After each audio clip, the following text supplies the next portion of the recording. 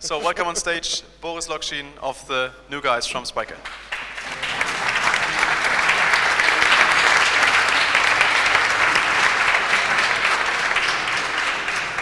So, welcome on stage, Boris. Hey. So Spryker is the new player since 2015. You weren't in that nice little graph we had before. What is you have a pretty different position when it comes to marketing. So what is it, and why did you choose that? So basically, we believe in a couple of changes. We think that the market has moved on. I think that in the first generation of e-commerce, the ERP used to be kind of the backbone of your e-commerce activities in many, many cases. And then in the Magento kind of era, it moved to the shop system. People, they run away from the slow IT departments. They wanted to gain more control, to do a lot of things by themselves, by configuration. And now we're moving in a time where basically the best practice is trial and error, where you need this agility and speed that was also mentioned before. And when you really want to live this kind of best practice, and when you want to try things out quickly, if you want to go for this MVP kind of approach, then it comes down to not seeing technology as a cost center anymore, but as a key asset and key value driver of your organization. And if you understand this, then basically, and this is like what the main focus of our strategy is to focus on IT productivity.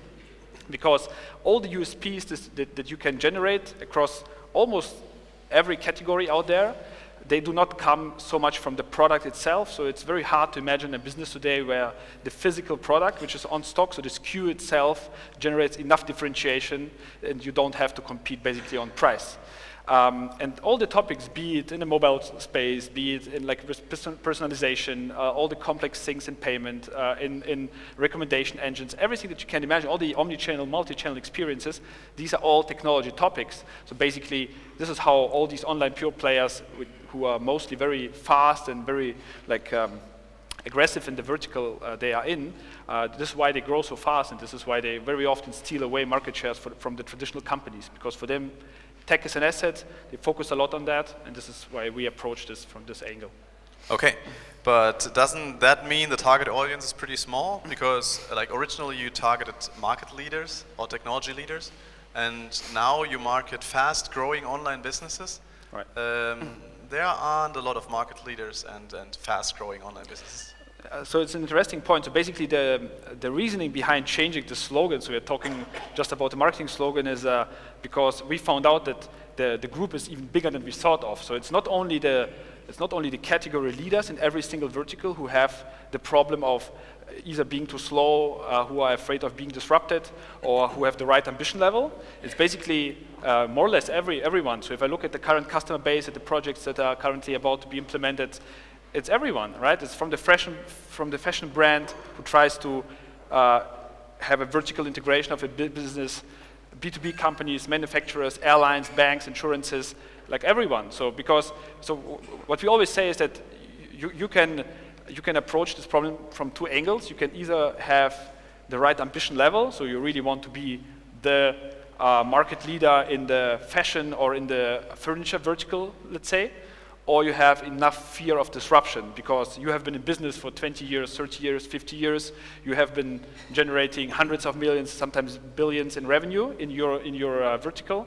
But now you see that other people who are in the business maybe for 3, 4, 5 years are already light years away from you, because for them it's so the value added chain changes. So it's not the purchasing, the buying decision anymore that is generating the profits.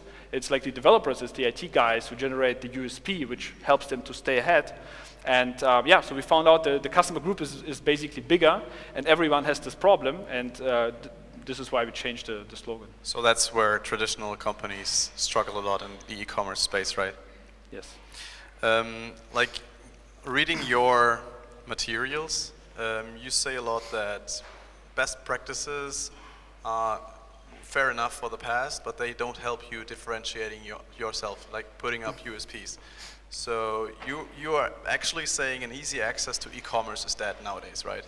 Yeah, so we have another good slogan, and it's there is no innovation by configuration. So it's very hard to imagine if you have two retailers selling the same product, having the same technical capabilities today, then it will again come down to competing on price most probably, because your customer acquisition costs rise. And if you cannot set yourself apart by generating value-added services, then most probably you will go out of business or again find yourself in this price comparison. So for this reason, if the innovation is not coming from a very standard feature-rich like platform, which is mostly configured, and then where some custom features are added, then you have to think about what can really set me apart, what can really set the business apart. And most probably, and this is what your numbers have shown this early this evening, where the leaders in the industry in both charts, compared by the number of platforms and compared by the revenues, like more around 40% are still on custom built solutions. So these are the leaders in the market who have kind of outgrown or have left the path of what a custom standard off-the-shelf product can offer them, where they can configure a lot, where they can start quickly. And then it comes down to building yourself the things that set you apart. So coming to the final question again, you said custom developed platforms are obviously the ones that are the biggest in the market. Why would a customer use a framework approach like yours instead of the custom thing? What sets you apart of any of the solutions we had on stage earlier? Because it basically gives you the best of both worlds. So if you imagine there is a very large standard system market where you have a lot of enterprise and smaller end solutions, and then you have some of the very large players. You have a Zalando, you have maybe an Amazon or others who have the technical capability, who have the budget, and who are willing to take the risk to build something greenfield. Then the majority of the retailers out there, they are not willing to take this risk, right? And there was nothing in between, basically bridging these two worlds. So you would either go for a greenfield where you would risk a lot of time and money and hope that you get the rockstar CTO or the rockstar architect who, from the first platform implementation he does, builds the best thing in the world, or you would go for a more or less, in many cases, monolithic kind of legacy system. And we are trying to bridge this. We're saying, look, we give you all the freedom that you would have, all the best practices that we collected over the years, how to make the application fast, how to be data-driven, how to come to 50 deployments a day, etc. But not limiting you into this kind of monolithic application. So you get a lot of features, you get a good starting point. It's not that you have nothing, but we still open the room for the innovation that you have to build on top of that. So, thank you very much. Boris Lokschin, Thanks. final guy on stage.